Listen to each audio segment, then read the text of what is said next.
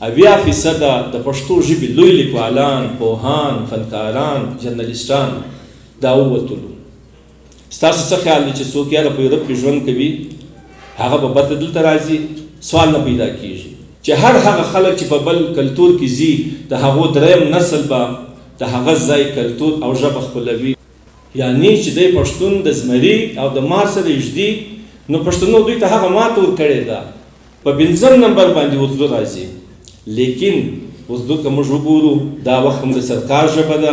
کوم په نامه د دوی څښتن چې ډېر لوی مهربانه او رحیم ذات دی، د پښتونخوا ملي عوامي ګوند د کوټې ولسوالۍ تر سیوري لاندې راغونډ سوي د مورنۍ ژبو په حواله د دې سیمینار ګران مشر محترم عبدالرحیم زیارتوال، په دریځ ناست درانه ډاکټران او په تعالی کې ناست درنو پښتنو، السلام علیکم.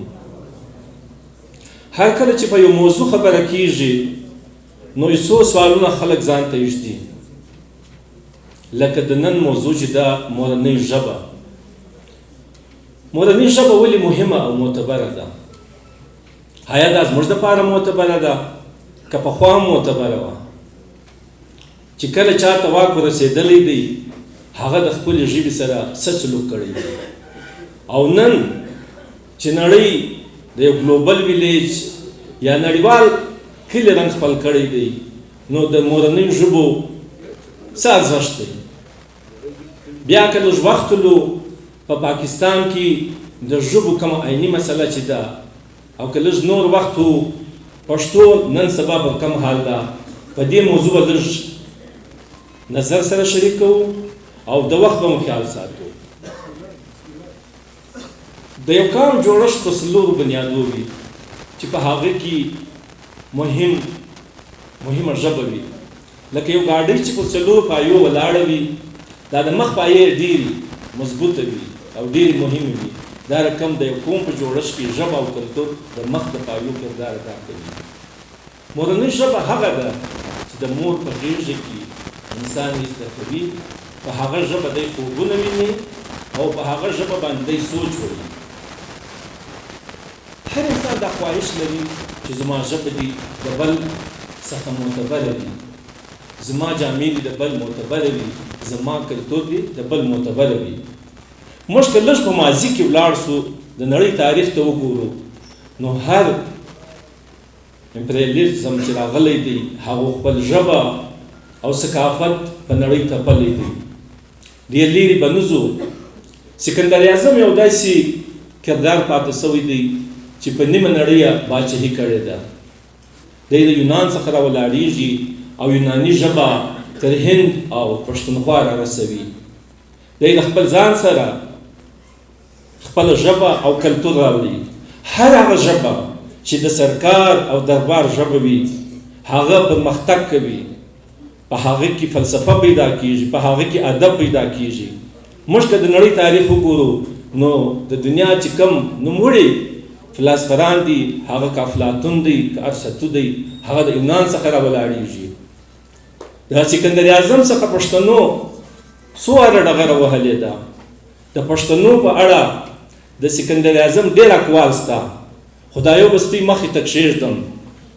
سکندر اعظم وایي چې خدای مې د مهر له زهرو، د زمري د غاښو او د پښتنو د انتقامه وساتئ. یعنی چې دی پښتون د زمري او د مار سره یږدي، نو پښتنو دوی ته هغه ماته ورکړې ده. لیکن موږ کله هم د سکندر اعظم چې کومې هغه فلسفې وې هغه خپلې کړې نه دي. زموږ پر سیمه باندې د ګندارا تهذیب د هغه یوناني یا ګریک د تهذیب نقش پاتې دي. بیا راځو رومن امپایر ته. رومن امپایر چې هر ځای ځان رسولی دی، له ځان سره خپله ژبه لاتیني وړې ده. لاتیني چې چیرې چې دوی کم ملک قبضه کوي، لاتیني د هغه وخت د علم و ادب ژبه وله. د خلکو څخه خپلې مورنۍ ژبې ورکې سوې، هر څه په لاتیني وو. بیا چې څه وخت رومن امپایر ماته وخوړله، بیا په چرچ کې دا د علم و ادب ژبه سوه.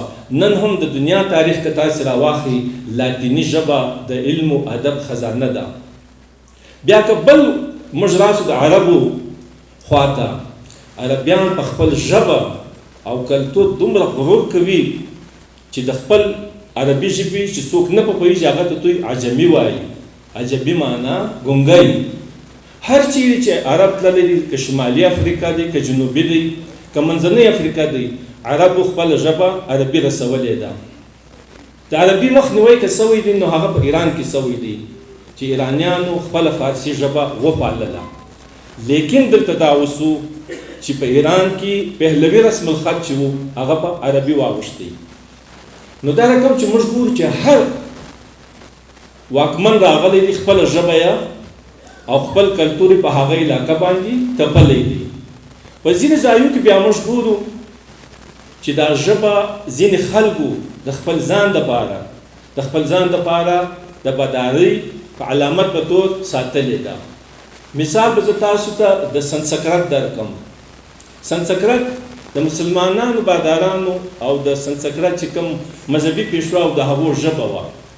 سنسکرت بل هیڅ چاته د زده کولو د مذهبي پیشواو او د سرکار چې کوم خلک وو د هغو په ژبه هیڅ چاته د زده کولو اجازت نه وو. کله چې سنسکرت واکداران او یا د دوی مذهبي برهمنان چې کوم ختمیږي نو نن سبا موږ وینو چې سنسکرت ژبه په دنیا کې زما خیال هیڅوک یې ویلی نشي. دا رقم که موږ عربي ژبه راواخو، په هندوستان کې ملایانو عربي ژبه د خپل ځانه پورې او د مذهبه پورې محدوده ساتلې وله. کله هم بل چاته موقع نه ورکوله چې د عربي ژبه دې زده کړي. کله چې شاه ولی الله قرآن مجید په فارسي ژبه وژباړی نو په مسجد کې د ډېر سپکاوی وسو د ملایانو لخوا. بیا چې کله یو څه موده پس د ده لمسي د حضرت شاه ولی الله لمسي شاه رفیع الله نومیږي، قرآن مجید په اردو وژباړی نو د ده سره هم دغه سلوک وسلو. خو ځینې خلک بیا په خپلو ژبو داسې مین دي چې هغه خپله ژبه هیڅ چاته نه ورکوي. لکه د مغولو چې مورنۍ ژبه ترکي وه خو دوی په فارسي غږېدلو او فارسي د دوی د سرکار او دربار ژبه وه. مغولو په سند کې 600 د فارسي مدرسې جوړې کړې، لیکن سندیانو د هغو ویلو څخه انکار وکړي. په زراو سندیانو ژبې غوڅې کړل سوې، لیکن فارسي یې ونه ویله. دا رقم نن سبا هم په ایران کې هغه توري چې په فارسي کې شته که څوک انګریزي توري استعمالوي نو دا د دوی لپاره یو جرم ګڼل کیږي. په فرانس کې د فرانسوي ژبې متبادل توري کوي او دوی بل ژبه استعمالوي نو هغه هم یو جرم دی. نو خلک د خپلو ژبو سره دومره مینه کوي چې موږ د هغه تصور نشو کولی. دا هغه د ماضي کیسې وې. خو کله چې رسنۍ رالې، میډیا رالې نو نن سبا چې دی هغه وخت لاړی. نن سبا دنیا په یو ګلوبل ویلیج بدله سوې ده. نړیوال کله چې موږ ورته وایو په دې کې د دې اهداف چې شتي د دوی 2 اهداف دي، یو سیاسي دی یو معاشي دی. که موږ دا خبره کوو چې د کومې ژبې وګړي ډېر زیات دي آیا هغه ژبه ډېره زوروره ده؟ نو د دې جواب دا دی چې یا. په دنیا کې د ټولو زیات آبادي چې ده د چاینا ده 1400 میلیونه، لیکن دا وخت انګریزي چې د چاینا څخه 3 چنده کم وګړي لري په دنیا باداری کوي. دا رقم دغه مسله که موږ راواخو په پاکستان کې د ټولو غټه ژبه چې ده پنجابي ده، 2م نمبر باندې پښتو ده، بیا سندي ده، بیا سرایکي ده، په 5م نمبر باندې اردو راځي. لیکن اردو که موږ وګورو دا وخت هم د سرکار ژبه ده، هم د دربار ژبه ده، هم د میډیا ژبه ده. نو د یو ژبې طاقت چې دی هغه وخت راځي چې دا تا ته لیک لوست درکړي، تا ته د بازار ژبه درکړي، ستا د عدالت ژبه وي، ستا د سکول ژبه وي، ستا د کاروبار ژبه وي. دا کم دغه ګلوبل ویلیج راغلی دی. په دې کې انګریزي په دې زوروره سوې ده چې کم د نړیوال انجیوګان دي یا د دوی مکتبونه دي لکه ورلډ بینک سو، IMF سو، د دوی اهداف دا دي چې موږ به خپل ژبه او ثقافت په دنیا باندې تپو او په هغه کې دوی د ډېره حد هم کامیاب دي. موږ ولې شاته پاته یو؟ په بدقسمتي سره پاکستان چې د کله څه جوړ شوی دی دلته د ژبو مسله د اولې ورځې سره ده. بنګالیانو چې اکثریت چې ژبه یې وله د هغو سره څه وسو ملګرو خبرې په وکړه دا غلط نه ځم. خو د سیند په حواله دا یو خبره کوم چې څه وخت پاکستان جوړیږي په سیند کې 14 لکه هندوان اوسېدلو چې د هغو ژبه د هغو ثقافت سیندي وو.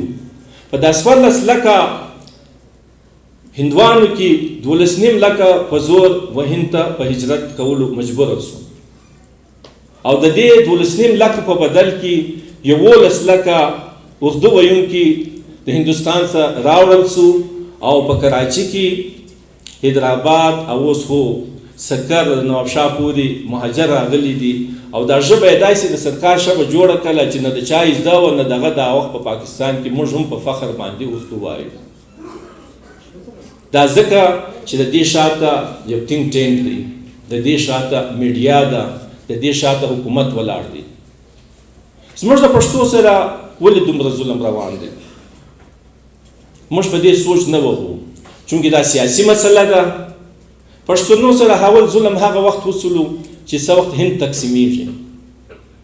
هند چې تقسیم شو دا وخت موجوده چې کومه څېړنه سوې ده په هندوستان کې 12 لکه پښتانه اوسېږي او په دې 12 لکه کې د ګوتو په شمېر داسې خلک نشته چې په پښتو پوهېږي. قومیت یې پښتون دی لیکن په پښتو نه پوهېږي. زموږ لور سهارا چې وله هغه افغانستان و. کله چې د ډاکټر نجیب تخته ړنګېږي نو د عالمانو او د فنکارانو کوم چې د ژبې خدمتګزاره دي دا یو لوی تعداد ځي په یورپ، امریکا او کینیډا کې مشت کېږي. دا د نړۍ قانون دی چې هر هغه خلک چې په بل کلتور کې ځي د هغو دریم نسل به د هغه ځای کلتور او ژبه خپلوي او خپله ژبه او کلتور به د دوی له منځه ځي.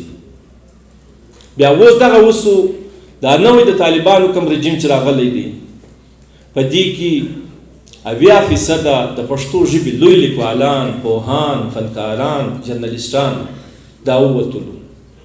ستاسو څه خیال دی چې څوک یاره په یورپ کې ژوند کوي هغه به بیرته دلته راځي؟ سوال نه پیدا کېږي. په کراچي کې د یو سروې له رویه 80 لکه او د بلې سروې له رویه 80 لکه پښتانه اوسېږي. نه هلته په مکتب کې څوک ژبه ویلی شي، نه یې په رخشه کې ویلی شي، نه په ټیکسي کې. د پښین یو ښه پښتون به یې په داسې اردو به کوي چې ته په پوهېږې نه. هغه خلک چې په کال کې یوه راځي هغه لږ په پښتو پوهېږي چې د هغه ځي کم خلک دي کرار د هغو څخه پښتو هېرېږي. میاوالي یا پنجاب د سرمه چې موږ کم خلک دي هغه تاسو پوهېږئ چې هغو خپله ژبه ویره کړې ده. زموږ په کوټه کې څه حال دی؟ موږ په سوهیلي پښتونخوا کې ډاکټر صاحب اشاره وکړه موږ ملامت نه یو. زما اخبار په پښتو نشته، زما ریډیوګانې په پښتو ختمې شوې، زما د ټلویزیون ډرامې هغه ختمې شوې. په سکول کې ما ته ژبه نه ویل کېږي. نو ځکه ماله چې د چمن والا ښه د لونګۍ والا د سړی راشي یم کاکو د څو عمر یې؟ وایي د 50 کالو یم. ځوان څخه به زه دغه نه کوم چې د ځوان څخه د عمر پوښتنه وکړم وایم څو عمر دی دې ځوانه؟ وایي absolutely 25 years. نو ځکه به بیا موږ داسې پښتو وایو لکه په خیبر ټلویزیون کې چې موږ ته لا څرمه ده. نو ځکه چې موږ نن پښتو ته ګورو چې زموږ هېڅ سهاره نشته، موږ سوال راپورته کوو چې دا سیاسي مسله ده. لیکوال به سوال راپورته کوي، سیاستمدار به د هغه دپاره لاره ټاکي. دا خبره زه بالکل نه منم چې انګریزي د دنیا دومره طاقتوره ژبه ده. د چاینا مثال رالی چې چاینا یې که ترقي کړې ده په چاینا یې کړې ده، جاپان که ترقي کړې په خپله جاپاني ژبه یې کړې ده، روس که ترقي کړې په روسي ژبه یې کړې ده، عربو که ترقي کړې ده په خپله ژبه یې کړې ده، کوریا که کړې ده، هر چا خپله ژبه ده. تر دا هانده پورې چې په یورپ کې هم خالي انګریزي نه ویل کېږي، فرانس کې فرانسوي ده، په جرمن کې جرمني ده.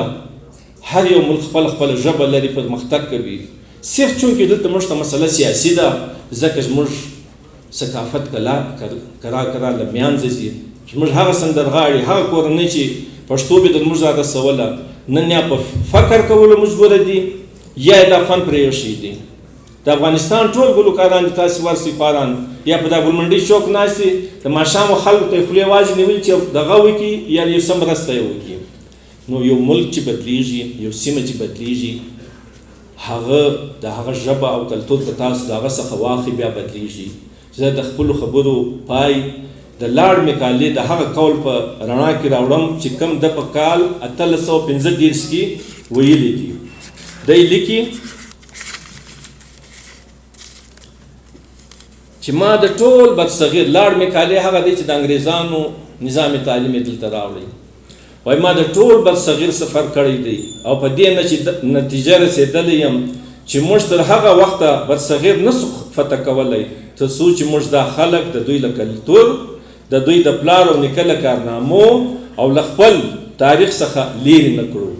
او د دې ټولو لپاره لازمه ده چې موږ د دوی تعلیمي نظام وربدل کړو او دوی ته دا باور ورکړو چې تاسو تر موږ کمتر یاست او موږ تر تاسو بالاتر. نو دغه زموږ پیغام دی چې زموږ ژبه په ورکېدو ده. خدای ته وګورئ، لکه سیندیان چې په خپله ژبه باندې ژبې پرې کړي دي. تاسو که نور نسئ کولی چې کور ته یو پښتو کتاب یوسئ، د ورځې په دغه موبایل د هر یوه په لاس کې دی یو پښتو متل ولیکئ، یو پښتو ټپه ولیکئ او خپل هندسې په پښتو کې ولیکئ. دا به ستاسو په پښتو ژبه باندې لوی احسان وي. د خدای په امان.